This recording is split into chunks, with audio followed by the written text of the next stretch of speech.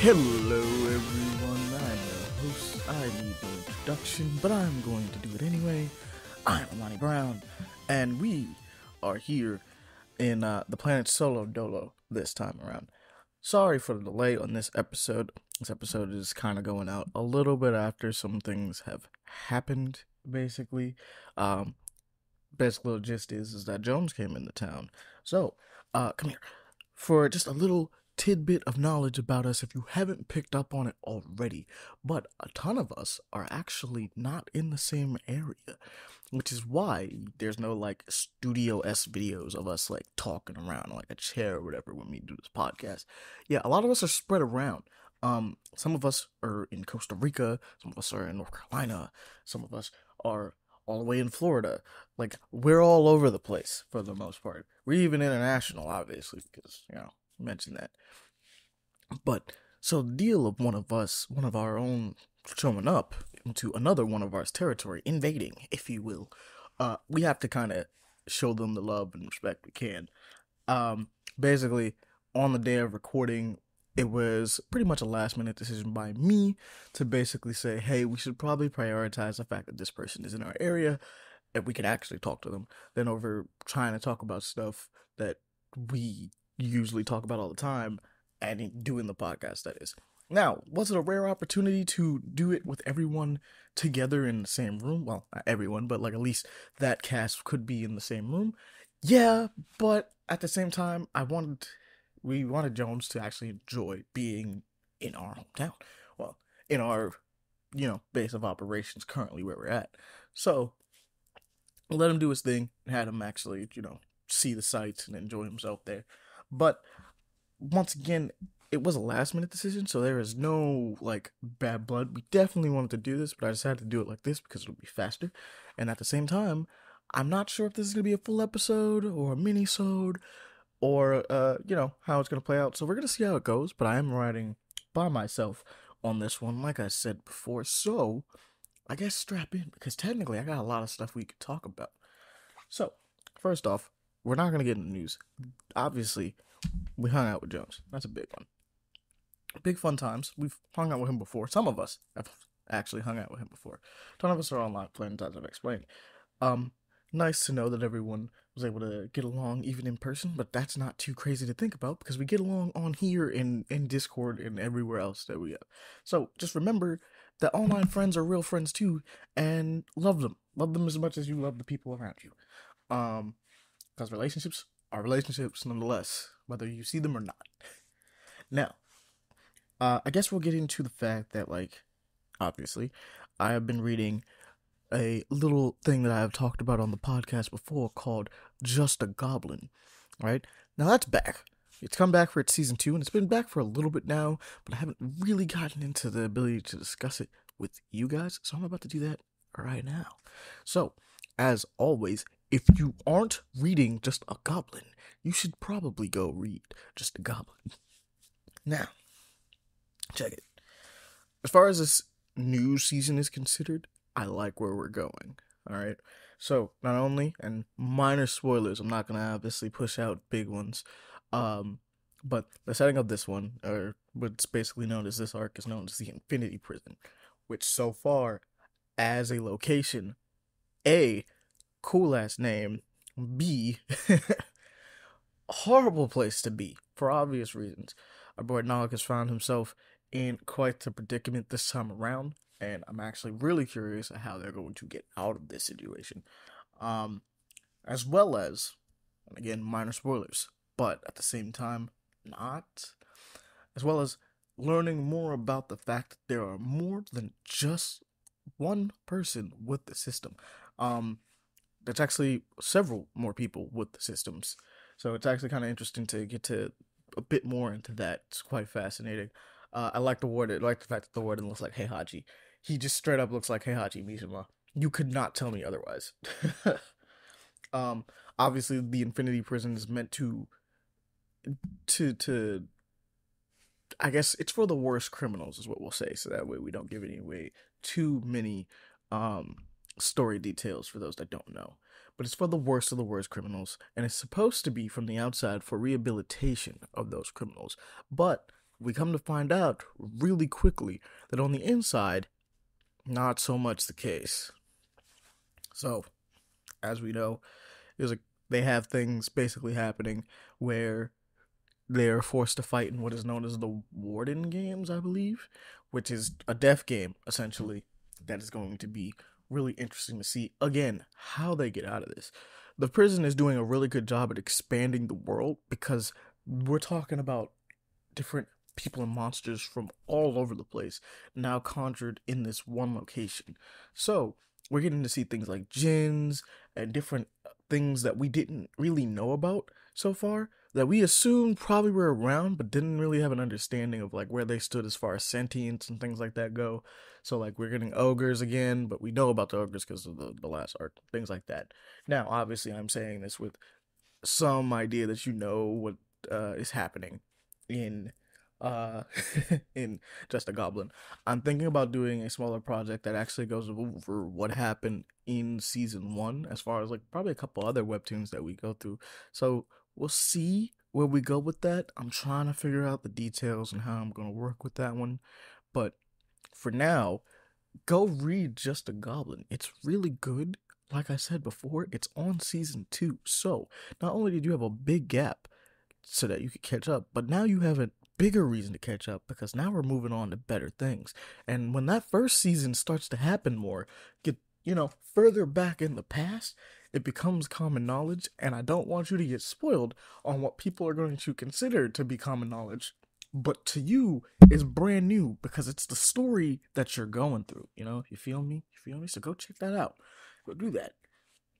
Other thing I've been playing is a lot of Gigantic. So basically, Gigantic came out, well, the Rampage edition. That game came out in a kind of a rough state. The servers, well, I say rough state, the servers were having some issues, basically. Just surprisingly more popular than people were able to ever realize it would be.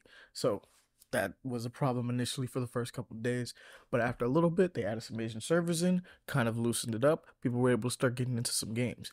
Now that I've gotten into some games again with Gigantic, because keep in mind, this used to exist before. They brought it back. So, please, by all means, me personally, I'm telling you to go play go buy Gigantic because I want it to continue and keep getting support because it is, and I will put my bias out there, my personal favorite hero shooter / MOBA, which is, as we know, I don't like MOBAs. You have to hide the fact that it's a MOBA for me to actually, play it. And for it to be my favorite, it must mean that there's something really cool there. Now, like I said, I really like the world and characters of Gigantic, but I also like its gameplay. So, obviously, this is coming from a person that enjoys Gigantic, but I want you to understand my bias when I say it, but at the same time, I am definitely promoting this game in the sense of being like, I want more people to play against and fight against and go against and, play with, so to speak. I want it to be good. I want it to be popular. I want it to be sustainable so I can play it for as long as possible. I definitely have a stake in this race, even though I have no actual connection to any of the developers or anything. Like, I'm not sponsored. I just want this game to continue to exist. I don't want it to go into the ways of Rumbleverse. Goodbye, Rumbleverse. I cared very deeply about you. You was a cool game. Unfortunately, you're gone, and I can't touch you anymore. But it's like that. But the fun thing about all of this is that I haven't actually gotten to the gameplay for it. Like I said, it's a hero shooter-esque game, so we have characters who are both melee and ranged, as well as supports. We don't have the same, let's say we don't have the same structure as most other ones, like most MOBAs, and most hero shooters for that matter. We have 3 main tier classes for this. So, yes, we do have tanks, but they're not considered that. So we have, well, actually, no, I take it back. We have tanks, we have DPSs, essentially, and then we have supports. That's it. It's just those 3. Everyone falls into like that kind of category, and tends to be kind of a mixture between what you're usually, well, actually, I said it wrong. They're not tanks, they're frontliners. There's a difference. But everyone tends to be a mixture or a mash of one of the things that traditionally are the ideas of what you think of when you think of a hero shooter or you think of a MOBA. So, obviously, we have frontliners, but we have defensive frontliners. And then we have aggressive frontliners. Now, they're not broken up in that way, but like the way that they act and do things, you can kind of just tell the difference. So some people, more defensive, make walls, get a bunch of armor. You jump in, make a lot of attention, keep people out, right? Supports, obviously. The one I'm in, I think it's Alicing.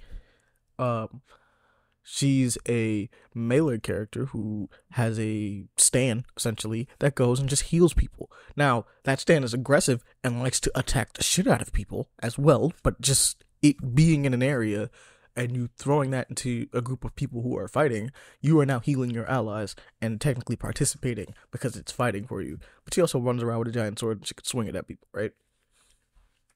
Things like that are what we're dealing with as far as like, you know, what people can be. I can't remember what the archer's name is because I don't play him, but he's like a reindeer looking guy who essentially has his own like pool that lets him heal himself while also he's doing his bow thing from a distance and shooting.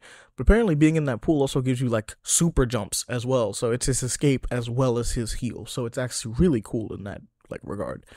But like I said, basically the idea is, because that's just getting into what the classes are, things like that. But everyone's a mishmash, right, of something different.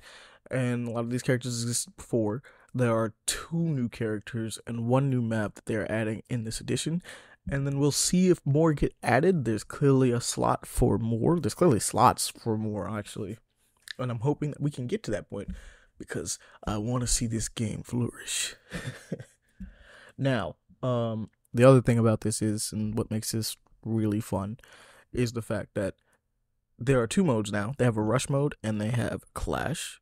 So clash being the traditional sense of what Gigantic is, which is even more of the sense of what a MOBA is, where you level up and you choose your build for your character. You can go either or, which each of your moves basically. So they pretty much have I think it's a 2-tier.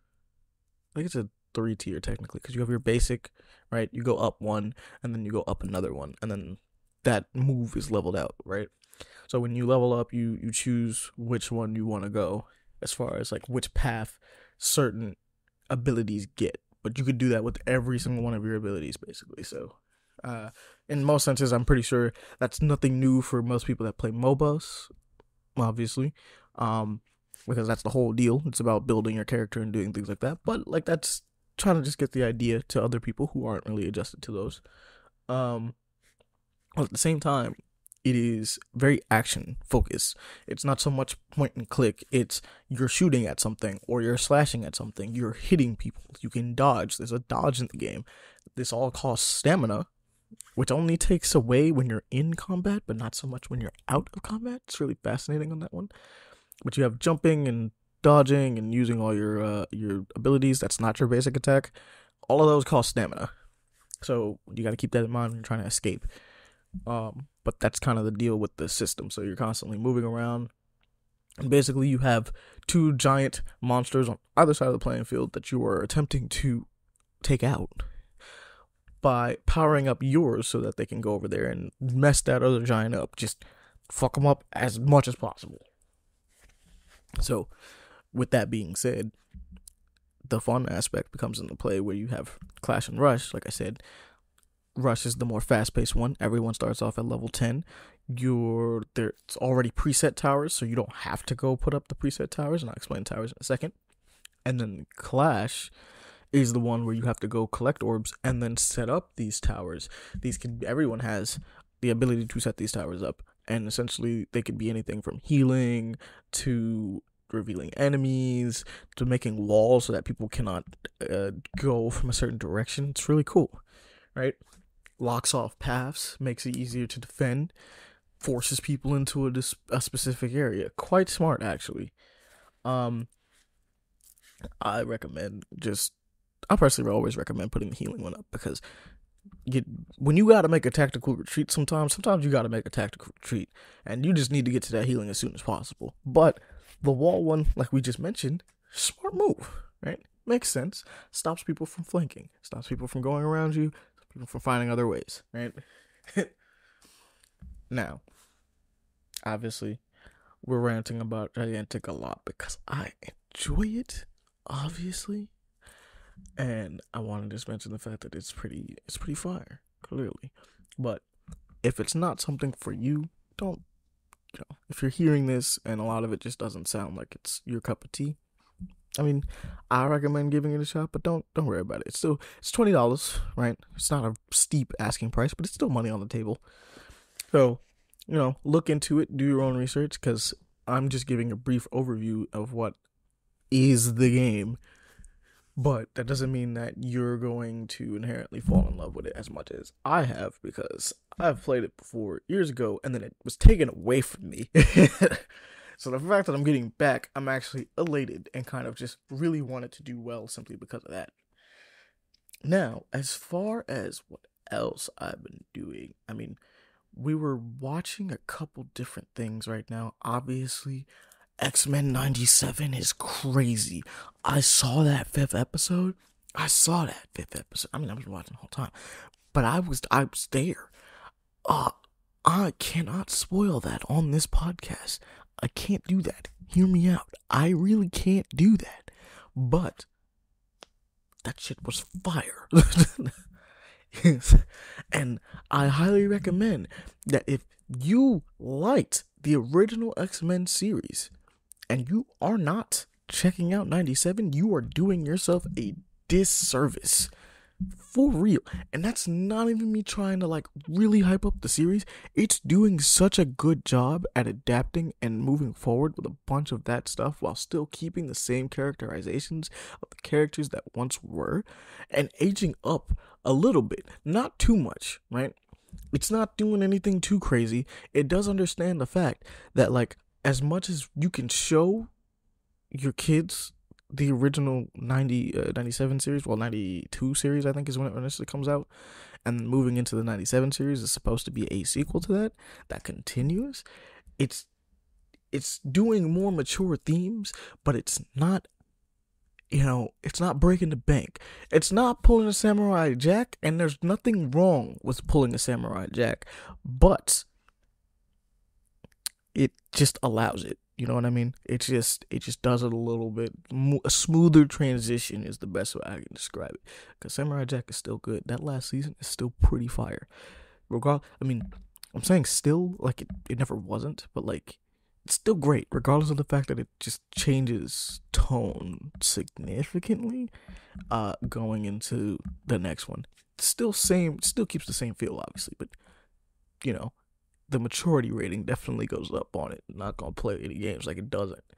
X-Men 97, its maturity rating does go up, but we're talking from PG-13, I think PG-15 is a thing, is it? It's not too bad, right? We'll say we'll say it's actually more like it goes from PG-10, right? Let's say the original one is a PG-10. I don't know what the exact rating. I should probably look that up. PG-10 to PG-13. So they introduce a little bit more, but not a ton more, while still managing to do, which I will say, they are doing a really good job, in my opinion, at adapting storylines that are really iconic for the X-Men quickly, in a decent fashion. I shouldn't say quickly, but in a good pace fashion, without actually damaging those stories. So for instance, if anybody knows about the Trial of Magneto, it adapts that very well.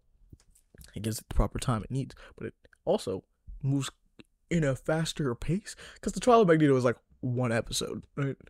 But maybe that's all we need.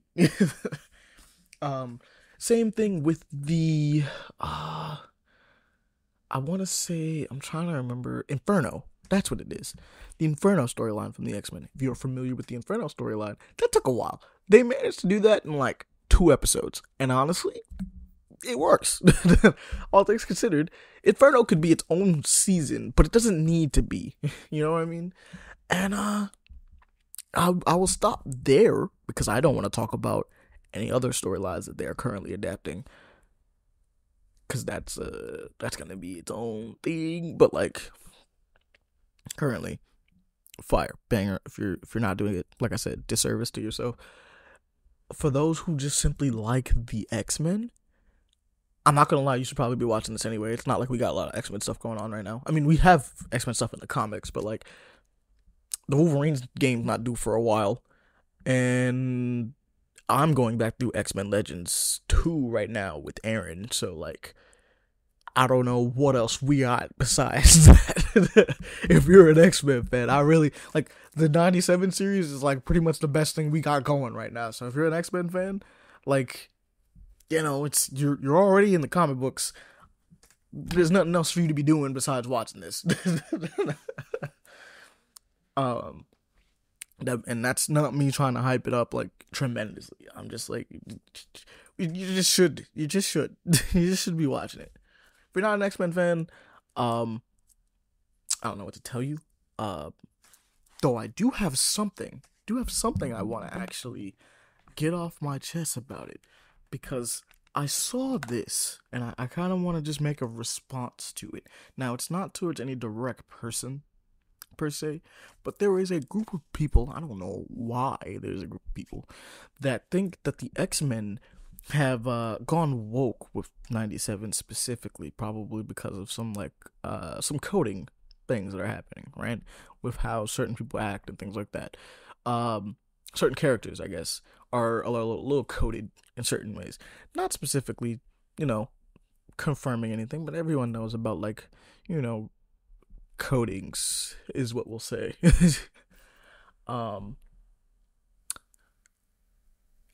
My response to that is, hey guys, I don't know if you ever caught on or really paid attention to what the X-Men are, but the X-Men are like the proper definition of woke.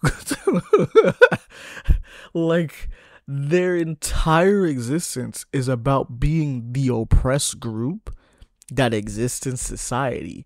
And if you somehow miss that, I don't know what to, I mean, personally, I would have to say you're kind of stupid. But, like, that's, like, the whole point. That's, like, the entire point. Like, that's why I'm like, okay, how do you enjoy the X-Men then? And it's, like, weird, because it's not that, like, the X-Men are woke, but, like, quote unquote, in like the way that people dislike it, I guess is what I should say. But like, they are, like, that's like what they've always been, you know what I mean? Like, they're an allegory for minorities of any kind, whether it be sexual, racial, like all of it. It's like the whole point. So if you somehow miss that subtext, which I can't even truly consider it subtext with how integral it is to their creation, like, what are you doing? It's the best thing I could say for you. Like, what are you doing? Like, do you watch things with eyes or a brain? And is that, I mean, it might be a little insulting, but it's like, I mean, like, it's like right there. It's like right there. Like, it's not hidden at all. So it's kind of weird to have that sentiment be popping up recently. I don't know why that's a thing.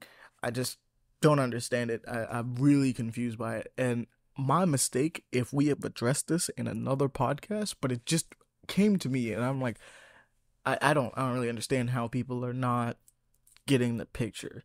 You know what I mean? But that's X-Men. Let's see. Oh, well, like I said, we're going through X-Men Legends 2 with me and Aaron. That's fun. I debated on streaming that one, but instead we streamed recently Teenage Mutant Ninja Turtles 2, the Battle Nexus. So for anybody that's a fan of 2003 Turtles, which I'm a big fan of 2003 Turtles, like, let's get this off my chest. So yes, the classic Heroes in a Half Shell theme song is the most iconic one ever. I get it. People like that. I don't care. The best one to me is that 2003 I Love Being a Turtle. That one, fire. Banger every time. It's been too long. Now, if you're a fan of the 2003 Turtles, going back to that game is way harder than it needs to be. Jeez. Like, it's not like the hardest turtle game. We all know about the SNES one, right? But like, it is surprisingly, it has its age, right? Still fun. We were playing it in 4-player co-op, so we were doing it with the whole squad, on a legal PS2. We'll say that. We were playing it on a legal PS2, and enjoying our time with that one. But go check out the stream. Like I said, that one was a fun time. We we had a lot of ups and downs with that one. Had a lot of fun. But for the most part, it's been a fun ride. I don't know if we're gonna finish it. We might actually try to finish it, depending on how far we are in the game already. Not gonna lie, but had a fun time, enjoyed ourselves, really doing like some cool stuff with that one. So again, 2003 Turtles rock. If you ever notice, the 2003 Turtles go through like so much crap that, like, as much as the other ones, because the other one, don't get me wrong, after 2003, I think the 3D one on Nickelodeon and Rise are really good follow-ups, honestly. But like, 2003 Turtles just goes through so much. Like, this is like, we started the game and it just picks up with like everything from Shredder to like the underground and those monsters and that, and then the space stuff, and it's like, damn, the Turtles go through so much in that series. They like cover so much, because I remember all of it from like being a kid and looking at it being like, yeah, no, I mean, I don't even know how we got here. Like, I would miss episodes as a kid and come back and be like, we're in space, I don't know how we got here, it's cool. Remember I had a break from that one and came back when they had the one where they were in the future, where and then I was confused by that, and then they went back to the sewers, and I was like, I'm even more confused because I didn't get to see the episodes when we went back, or two. And for some reason I always missed the important ones that were the transitional periods. I just came back and we're like, this is where we're at now. But fun time going through that. Big fun's playing that again. So we have the third one, and I want to play the third one because I only played the first one growing up, which is why we're not playing the first one, which to most people might be like, why are we not just going from 1 to 2 to 3? As a kid, I played the first one, so I don't really need to play that one again. And yes, we could put it on stream, but I want to play the ones I never played, so, you know, get the vision on that. But yes, PS2 Ninja Turtles, fire. Go check out the stream on that one. What else do we got? I'm trying to remember. I think, in all honesty, that's it. Because I've been trying to go see Monkey Man for a minute. I want to see it. I just haven't got around to doing it quite yet. Been busy with a lot of stuff, to be honest.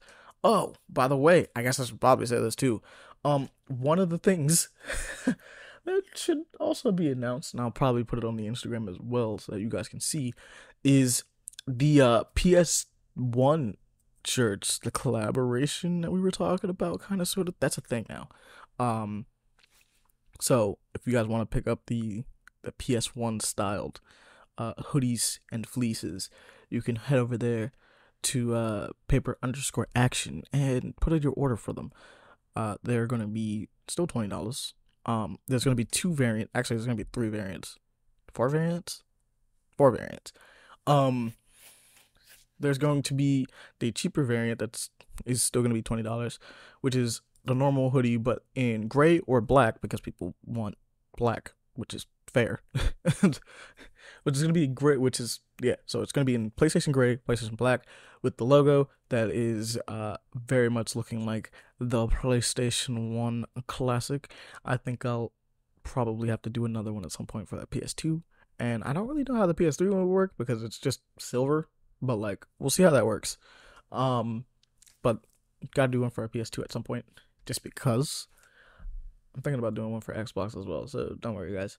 Um, but that one's a fun one. It exists. That's gonna be 20. The other ones are going to have a nice, cool back logo on the back, as well as your nice little imprint. And those would be a little bit more, though the final prices have not been finalized because I had to go through and look at exactly what everything will be for that one. It's basically those ones you could put in your orders for them, but they're like pre-orders, whereas like the classic logo style with how we usually do it is already available. Essentially, we can ship them off. You put in your order, we can ship them off almost like immediately. um but besides that, because we're talking about hoodies and stuff like that, we can probably get into. Oh yeah, I was gonna say the news, but the Fallout show is out now. I haven't watched the new episodes, but the boys will probably be mentioning that next time around. I haven't gotten a chance to look at it personally, but I've heard nothing but they've been talking about how good it is so far. So good reviews on that so far. I think it'd be a fun one to stream considering that Halo's over. So maybe that's the next one. We'll see. I'm debating on it. It kind of fits our repertoire genuinely right now, and I think it might be the perfect thing to do. So we'll see. We'll see. Hopefully it's good. I haven't taken the proper look, and Aaron and Pele usually are our lore dudes when it comes to that kind of stuff. So they'll hit us up and let us know how the series is doing while we watch it, if we watch it, assumingly. But that might be the plan. I think I'm looking at that one because right now we don't have a show to watch. I mean, we have shows, but we don't have a show to watch. Next one is also another one, but we've already started it, and we're kind of be weird to start after episode 5. You know what I mean? That's something everybody would have wanted to have a big reaction to. So we'll see how that plays out. Now, let's get on. Actually, now let's get on to the news because there's always something I keep remembering about or doing about. I played Unicorn. I did play Unicorn. I remember that too. But neither here nor there. We'll get on to the news. So let's take a look. We're going to do like a full rundown because it doesn't. We got enough. So I believe we have Enter the Garden, which let me see. Okay, I remember this one. Let me open up the proper description for it, so I can chat about this to you guys properly. Hey YouTube, come on, work for me, bro. Okay, there we go. So, Enter the Garden is a 3-part anthology series by. I'm not going to attempt to pronounce these names, but basically, it's an animated with a 3-part anthology series that looks super cool. It's literally the full thing is called Enter the Garden, The Waiting Man. I highly recommend checking out that trailer. It looks beautiful, genuinely, and I believe it's from the same people that did same studios that did One Piece Red, which should let you know that it's going to be really pretty. Really pretty. But, I mean, as always, I like anthologies. Anthologies are always kind of, they just go hard, genuinely. So, we'll see what's up with that. By all means, go check it out. It's only just episode 1, it looks like. It's what they say for the thing. So, that's going to be kind of fun. We also have the Marvel Rivals trailer for Yogard or Yozgard, which is basically just Asgard, but like it's a portion of it. It's a map reveal essentially. Nice and cool to see more. We've also had a ton of leaks of like people coming into the game as well. I'm not gonna get too deep into them because I haven't looked through the full list of the leaks for who's coming to Marvel Rivals. But knowing that like we have the Asgard map that we saw in the original one, and I'm super looking forward to just playing an Overwatch type game with superheroes I care about, and hopefully non-shitty work environments because it'd be better than that. Not that Overwatch doesn't have characters that are like fun and interesting, but like It's the fact that they have characters that are fun and interesting and just don't do anything with it, like a single player campaign. It's crazy. It's like a great way to explore your characters and actually show them off and get them to do things. And, it's kind of the selling point of what Overwatch 2 was supposed to be. But, people just don't want that, clearly. They just don't. Because why else would they cancel it? But, Marvel Rivals kind of works out in its way because, obviously, they don't have to do that. You guys already can explore those worlds in plenty of other ways. There's years of comic books, multiple TV series, and movies that exist that you can just know these characters in. So, doesn't matter why they're fighting each other in this thing, really. They're going to give us somewhat of a justification, but, it's just going to be fun. Who wants to play as Spider-Man? I do. I'm trying to play as Black Panther, too. Loki's in the game. Play as him. Magneto's going to be in it. Play as Magneto. You like Storm? Play as Storm. We even got deep cuts. Got Penny Parker in Spider, and what's her name? The Snow one. She's new. I can't remember her name right now. Luna Snow, I think it is. Something like that. She's cool already, so I will say that. And I'm looking forward to whoever shows up. We're gonna get Venom, apparently, from what I saw a little bit of. Dope. I want Venom. I want Miles too. Let me get a bunch of Spider people. Actually, we can chill out on the Spider people. I'll take Miles and Venom, and I think we should probably chill out. It was yeah, granted, I'm getting the ones that I want, but Silk would be cool. I think Silk would be a cool ad. And after that, actually, we don't even need Silk because Penny's in the game, and that sounds weird, but yeah, Penny's in the game, so we don't actually need Silk to be there. But I think she should be in more things. That's what I feel about that one. But moving on, we also have another Visions of Mana trailer. The game looks awesome. Okay, so I like Visions of Mana. I like the Mana series. I need to properly play these games officially because I love how they look. I love their aesthetics. I've played demos of them and like their gameplay for almost all of them. And some, for some reason, have not locked in on buying one of them. And I don't know why. So this one, which looks even better than the previous ones, I need to touch. I just need to, because I've been slacking on this entire series. And it exists for a reason, so I always say just go ahead and check it out. They have the official Japanese trailer, so it's just letting you know that this is going to be in Japanese. And if you're an English speaker, actually, if you're speaking any language besides Japanese, you won't understand it. Let's see. We also have Soul Singer Envoy of Death, which, if I remember anything about this game. Okay, so we have an early access trailer. Basically seeing it's a Wild West themed roguelike, first person shooter that's currently on Steam. You can go ahead and check it out, actually. Which, off rip, you said the words roguelike and first person shooter, which is not a unique combination, but it's rare enough that I want to try it, if it makes any sense. Because I like regular roguelikes, and B, first person shooters are fun. I actually do really like them.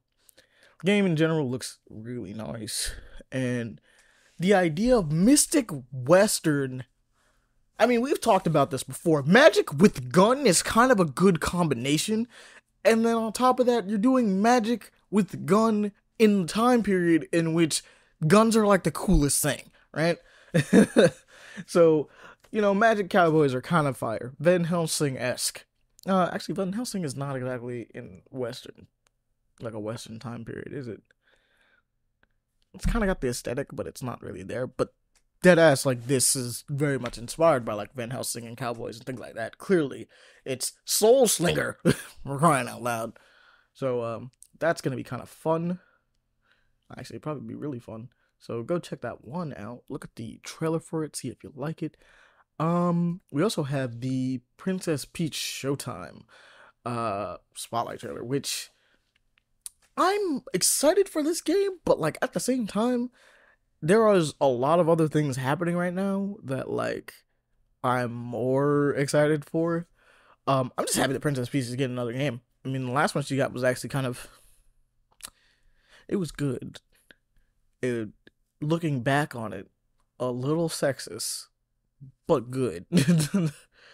Just not the best interpretation of that character, I guess, because a lot of it had to do with just her emotions and having a bit of a weird, like, mood swing gameplay kind of thing, which I don't think is meant to be anywhere near or close to as offensive as it might end up seeming nowadays when you think back on it, if that makes any sense, or like look at it with like a critical eye. Because obviously, I don't think that was the intention in any way to make it that way. But it's like one of those things where you look back and go like, I could have did that better. could have just did that better. But this has like a really cool. I like the stage play effect of it. I still like the aesthetic of it. I think the idea of having her jump between jobs and doing a bunch of different costumes and stuff like that, really fun. And changing the gameplay based on those costumes is doing crazy enough. It's it's given Balan Wonderworld, but like doing it way better than that game ever did. Plus, on top of that, it has the entire influence of, well, Nintendo behind it. So Nintendo has a tendency to just never put out a bad game for the most part. Looking at you, Pokemon, you guys are the main ones slacking. But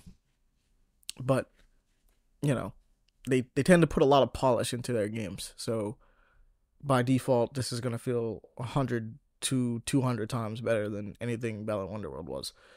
Unfortunate times for Balan Wonderworld, but Princess Peach Showtime is kind of cool. Check it out. It's coming. I don't think it's already out or not. Actually, I was looking at the trailer and didn't let it finish so I could figure out if it's out or not.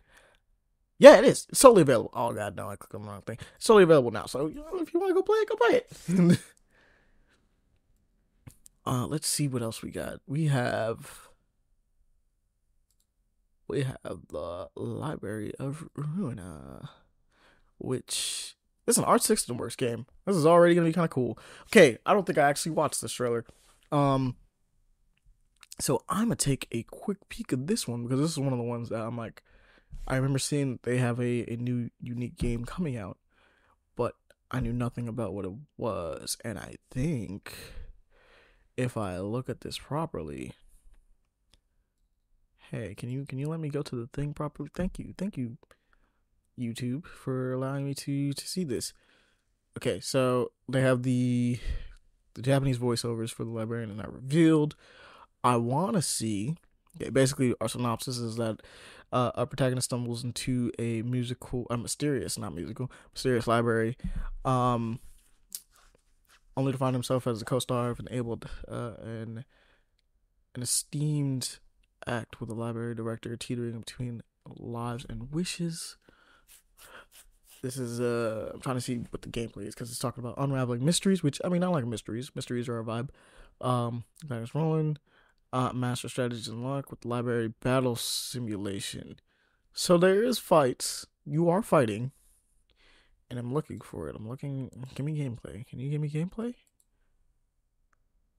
Oh, I know this. It's got mobile game vibes. It's kind of crazy because it's being done by like Arc System Works. In fact, it makes me want to let me look. I'm not gonna lie. If this is a mobile game, because initially this looks really cool, I'm gonna lose some. I don't see anything. It's going on sale soon though. On the 25th. It's a PS4 game. Okay, cool. So it's just a dope RPG on PS4. It's got like strategy elements.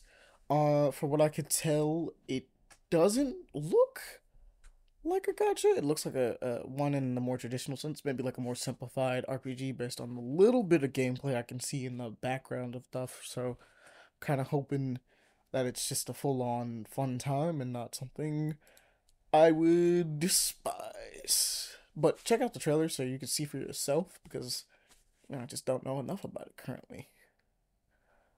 We also have Soul Covenant. So there's a couple of these like anime games that are getting like launched soon. Also, breaking news apparently because I just saw this. Blood of Zeus is getting a new season. Season 2 trailer is right here too. So I'm gonna look at that and I'll be it. but Blood of Zeus was fire. Soul Covenant, though, on the other hand, this is its launch trailer. Oh yeah, it's a PSVR game.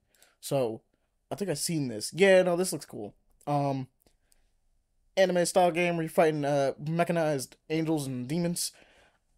Looks like a fun time. Something to play on your PSVR 2 if you have one. So, go ahead and enjoy that. I'm wondering if this is. It's a PlayStation trailer, so I'm assuming it can't tell me if it's launching on anything else.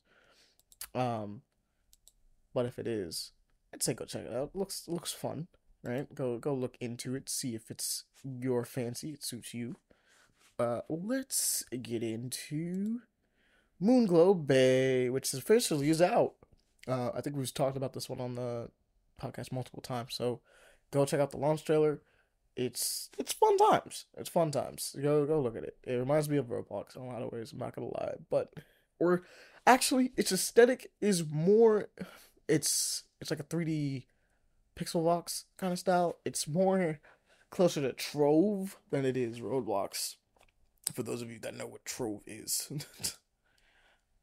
We also have an Earth Defense Force game, which is also in a voxel style.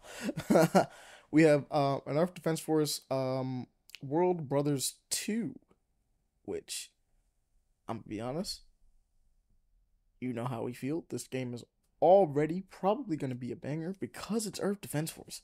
I don't even know if it's not gonna not be a banger, but it's Earth Defense Force, and those are usually always fun.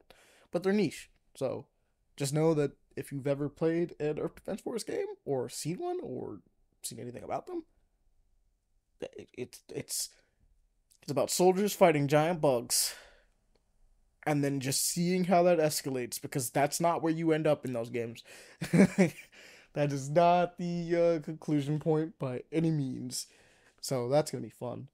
Can't wait to see what happens there.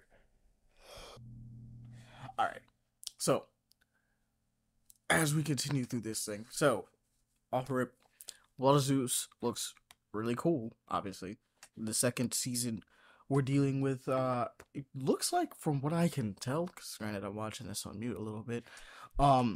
We're dealing with the idea that Zeus is dead and playing around with the idea of like our main character's like brother needs saving, as well as another coup, so to speak, happening in the waves. So I'm kind of interested and looking forward to it. One of the things is they have our boy. I keep wanting to say Zagreus, Hades fan, but that's not him. Our boys with like these like electric like lightning gauntlet thing going on, and seemingly like he's becoming more and more like his father by realizing his powers more than he ever did before. That's looking kind of cool. After that, I want to mention Destiny 2 of all things, because the new DLC is coming out. Final Shape. They showed off what the new subclass is going to be. They actually showed up a bunch of gameplay footage. It's like 16 minutes of gameplay footage just breaking down what they're doing exactly. New subclass, Prismatic, looks insane. Like, just putting this out there, if you haven't played Destiny 2, if you have played Destiny 2 or played the original Destiny, this is a jump that I think a lot of us never saw coming, truly. Just because of how the game has worked throughout all the years, stuff like that.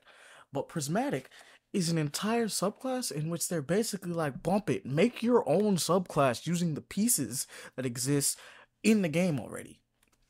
So we're talking you essentially using bits and pieces of your entire subclass that you've already had, of each of them, to just reforge yourself into some crazy, stupid, broken thing.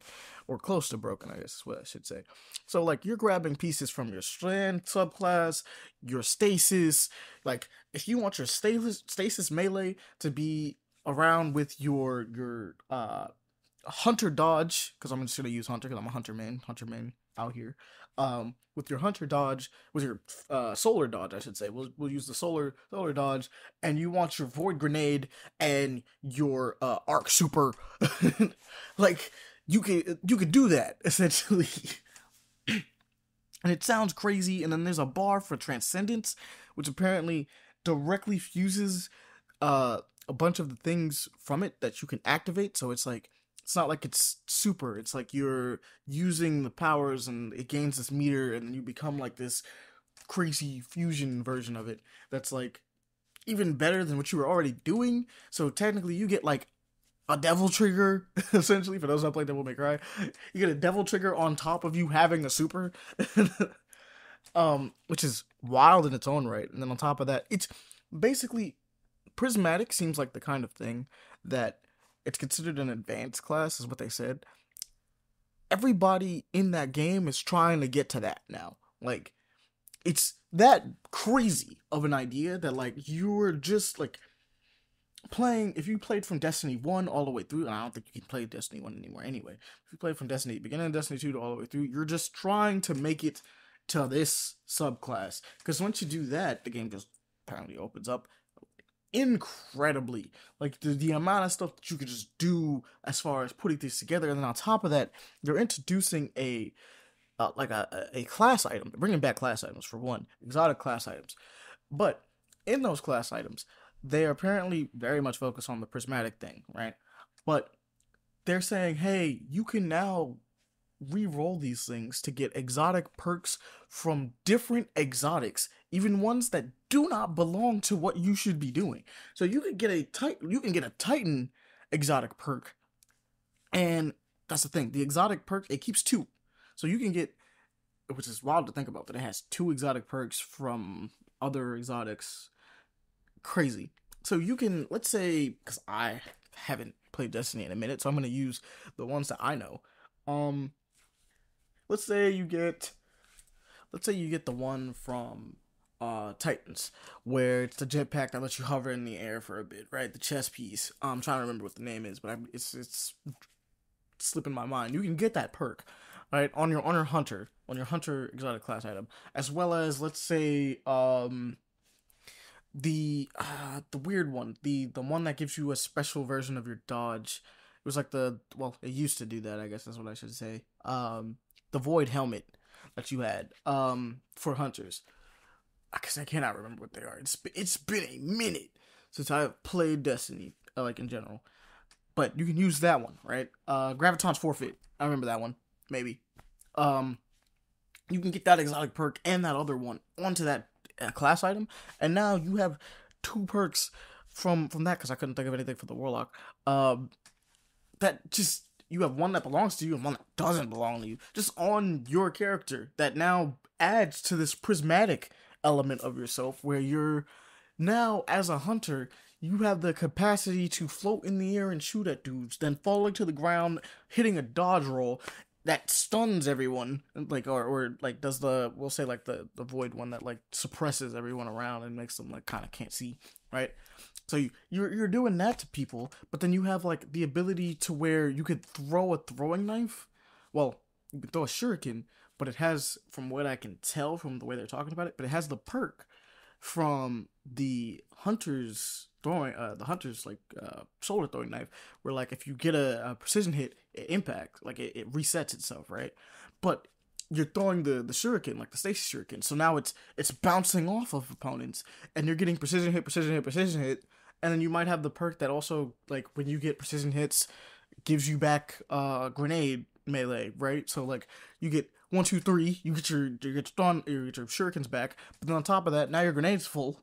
You throw that out, throw it again, throw another shuriken, ping, ping, ping, and then suddenly you got your grenade back again. Like, it sounds like they're trying to crack the game open in a way that's never been done before, and I'm very appealed to this, because one of my favorite ways of balance when given to the game is not no balance entirely, but they're just like, hey, let's just break this. Let's just take everything we know and just break it, and then see what comes out, and then we can play with those toys, right? We can play with those toys, and now everyone's got, like, it's the Marvel vs. Capcom rule. If everyone's broken, then nobody is broken. It's kind of fun, but in a way that's still kind of like they're tweaking it and being like, okay, this might be game breaking, so we're gonna remove this a little bit, or dial it back when used in combination with this, things like that, to kind of just make sure you're not outright breaking the game. But you're gonna do it, because let's be real, Destiny fans have been trying to do build crafting stuff since Destiny 1, and that had a little bit of it. I can't imagine. And then on top of that, with the rolls on guns and things like that, people have been trying to crack this system wide open for a minute, right? And they have they've done it a couple of times. At this point, we're talking about they're like, hey, dude, we're giving you the keys to the castle. Break it the fuck open. Have fun. And I'm down for that. If you were just telling me to just have fun with your systems and the tools that you've given me this entire time. You're just like, hey, the limiters are off. Do what you want. And that's going to be sick. So if you're a Destiny 2 player, or if you were into Destiny 2 and stopped and left for a while, I think it's looking like a really good time for you to come back. And that's wild. But let's also just move through the rest of this docket, because we also have some other things to talk about. So, we also have Arena Breakout with a Bruce Lee crossover. That's fun. Season 4. That's a thing. Mega Man. Oh, I said Mega Man. That is Pac-Man. Pac-Man Mega Tunnel Battle. Chomp Chomp pre-order trailer. I don't know why it's called. It does say Chomp Chomp right there. Hey, do you like Pac-Man? They're making a crazier version of Pac-Man. And I enjoyed playing crazier versions of Pac-Man, because the crazier they get, the more fun they are. So this is what we're getting on this one, which is going to be kind of sick. And I'm looking forward to it. We also have the Goons Legend of Mayhem trailer, which, if I'm not mistaken, yeah, it's a bunch of mini games. Essentially, they have the launch trailer for it. It's fun. It looks kind of fun, honestly. Good party game to play with your friends. Constantly doing a bunch of different objectives. It looks predominantly like hockey, which is like why it's funny, but it's hockey meets fantasy, and it's a bunch of random ways of playing the game. So it's kind of sick in that regard. It's actually a really cool, unique idea, which I think is kind of cool. We also have the Kinds of Kindness trailer, which looks actually quite funny. It has Emma Stone in it. I'm hoping it's really good. The second one has existed, so I think we talked about it before. Officially, Fortnite has the Avatar Elements thing going on right now. So Aang's in the game, Katara's in the game, Toph's in the game, and Zuko's in the game. So now that they're in the game, we can have all 4 bending styles, along with Korra, who's already there. So we have water, earth, fire, air. You gotta mess around with that. Go test it out if you enjoy Fortnite. By all means, they're always doing something crazy. We'll also just mention this because it's in the news, and it's kind of, not inherently nerd culture, but it's pop culture nonetheless, I guess. So O.J. Simpson is dead.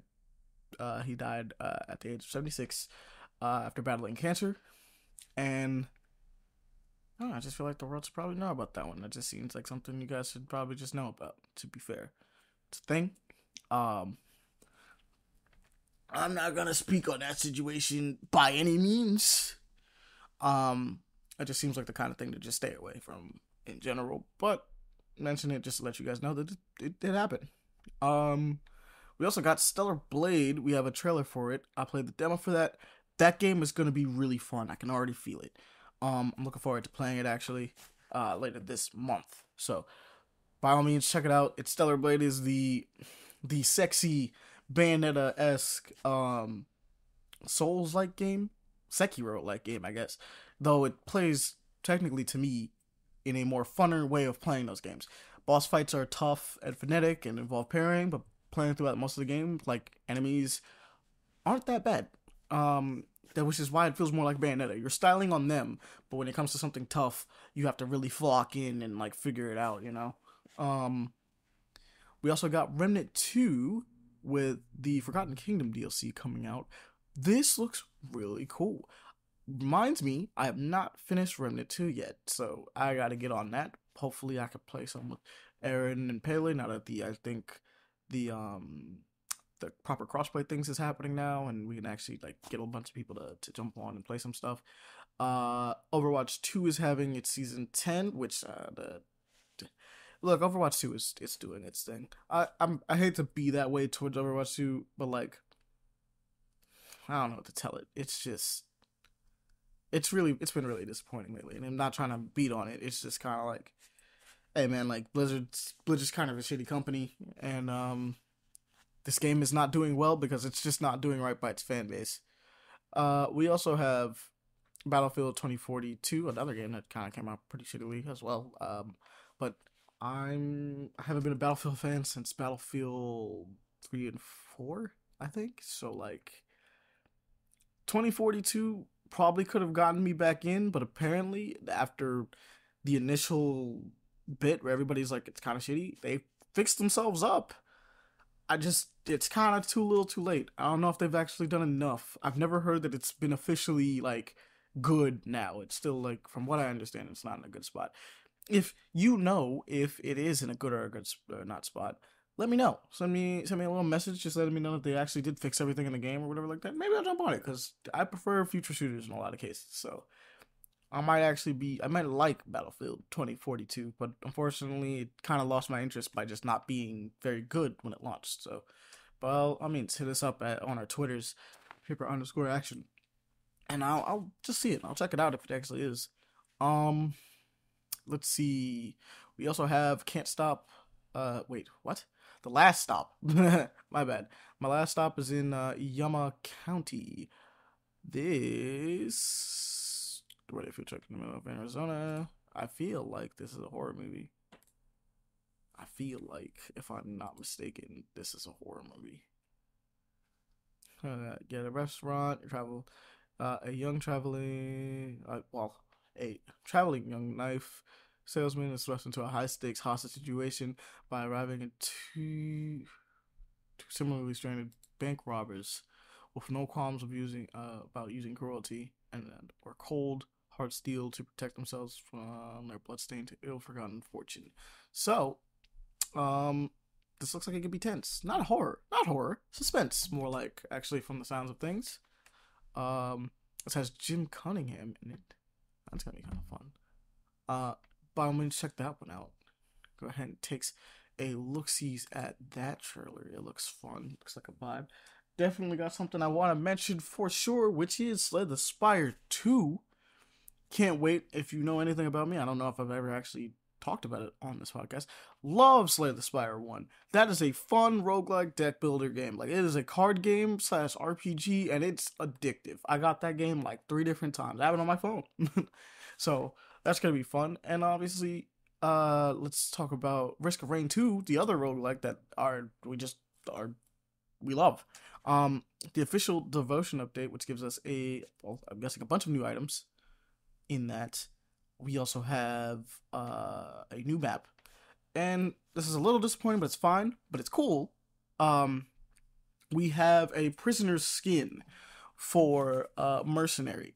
The reason why it's disappointing is because I was hoping we actually had the prisoner as a playable character in Risk of Rain, but unfortunately we don't. So for those that know Dead Cells, that's who's here. But looking forward to new artifacts and things like that to add to the game, because as you know, we like Risk of Rain 2 over here. It's quite fun. I think as well, on top of that, we have Flintlock, which the Season Dawn trailer, Flintlock still looks good. It's coming on its way. It looks fun. Genuinely looks fun. I can't wait for that one to come out. It's probably something I'm going to be messing around with. Still don't have an official release date. We just know summer 2024. So we'll see. We also have, I think this is a mobile game, to be honest. We have Godzilla Cross King Kong Titan Chasers. Yeah, it's totally a mobile game. We're not going to talk about it. Let's see what else we got. We got Round Up Punishment. Round Up the Punishment, which actually looks really cool. This is a just Kung Fu movie, basically starring Don Lee, I don't want to mispronounce his name. I don't want to mispronounce his name. For anyone that knows, let me see. Yeah, Don Lee. It says Don Lee. I think his what got confused was the wording in the description made me think that like his basically his main character name, the character's name was actually like the actor's name. It messed me up. But for those that don't know who that is, yo, have you seen Wong in Marvel? That's him. I kind of can't wait to see this one. This looks actually really fun. As you know, we like action movies over here, so that's always a vibe. Let's see what else we got. We have Hyper Light Breaker. We have another like mini boss reveal, a little bit more talking about that game. Can't wait. Looking forward to its open world roguelike aesthetic going on. First of all, Hyper Light Breaker is hopefully really good in comparison because I trust Heart Machine because they make cool games like Solar Ash and well the original uh, Hyper Light Drifter. So those games are fire. We have Jolton Slayer, which looks fun, honestly. The idea of like, oh yeah, no, we're fighting the Norse gods again is also one of those things. I think it's cool. It's a vibe, top down perspective. You know, get your vibes in for Diablo. We got another Sandland trailer. Sandland is we got the official custom battle armor trailer, so that one's gonna be fun. Like I said, we got Into the Light, which is a thing that's out now. It's like an update it's bringing back some new stuff as well into the game. Let's see, Crown Wars Black Prince, which I believe is a strategy game in which you can, yeah, it's a strategy game. I think you can jump into the bodies of certain people. Um, let's see. Let's see what else. What else? What else?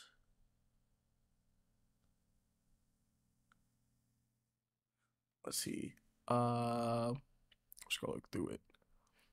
We have Beyond. Oh, we have Beyond the Ice Palace 2, which is kind of cool. I mean, for those who like Metroidvanias, this is an homage for sure to well, Castlevania more than Metroidvania. It's actually more so Castlevania than anything else. Um, so check that one out. See a cool announcement trailer for that one that shows gameplay. Thank goodness, because everybody knows that that's what we want. Um, we also have Ultra Mega Cats, which I'm not gonna lie, looks kind of fun. It's a third-person shooter with cooperative elements, and it looks like it's vibing. It's got weirdly an Overwatch aesthetic to it, which is fine as far as UI is concerned because it's gonna look clean, but sometimes you also kind of want to look like a little bit of a better one. We also have the trailer for Joker. I'm gonna let the boys get more into that one when we get back around to it because I haven't seen the first Joker.